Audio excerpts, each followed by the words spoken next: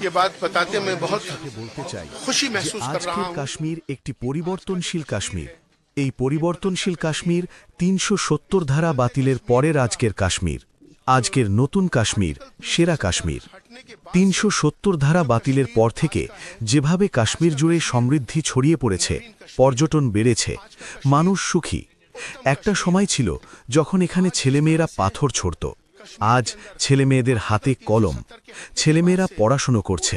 আমাদের ডাক্তার সৈয়দা দারসা আন্দ্রাবীরের কাজ দেখে আমি কাশ্মীরকে সত্যি সত্যি लोग বুঝতে পেরেছি। खुशहाल हैं। एक जमाना था कि यहाँ पर लोग बच्चे, नौजवान बच्चे पत्थरबाजी करते थे। आज बच्चों के हाथ में कलम है। हमारे देश के प्रधानमंत्री श्री नरेंद्र मोदी जी বিশেষ ने করে এই खासतौर ডাক্তারকে पे যে जो দায়িত্ব डॉक्टर দিয়েছিলেন साहिबा को जो তিনি তা जिम्मेदारी এত दी, ভালোভাবে পালন করেছেন যে কাশ্মীর একটি মডেল হয়ে উঠেছে। আমি আজ আপনাদের বলতে চাই যে পাহালগাম হামলার পর পর্যটনের পরিস্থিতি কিছুটা দুর্বল হয়ে পড়েছে, কিন্তু আমি বলতে চাই যে আপনারা অবশ্যই কাশ্মীর ভ্রমণ করবেন। কোনো ধরনের সন্ত্রাস নেই, আতঙ্কিত হওয়ার কিছু নেই।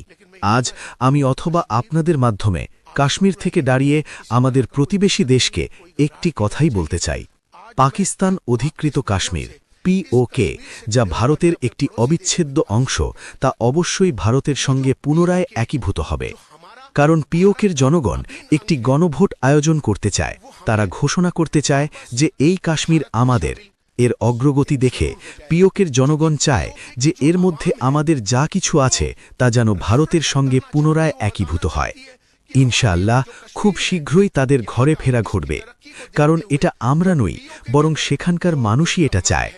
কাশ্মীরের অগ্রগতি এবং যেভাবে এটি এগিয়ে চলেছে তা দেখে সেখানকার মানুষ ঘরে ফিরবে এবং ইনশাআল্লাহ খুব শীঘ্রই পিওকে ভারতের সঙ্গে পুনরায় একীভূত হবে। এই যুদ্ধ কারোর জন্যই ভালো নয়।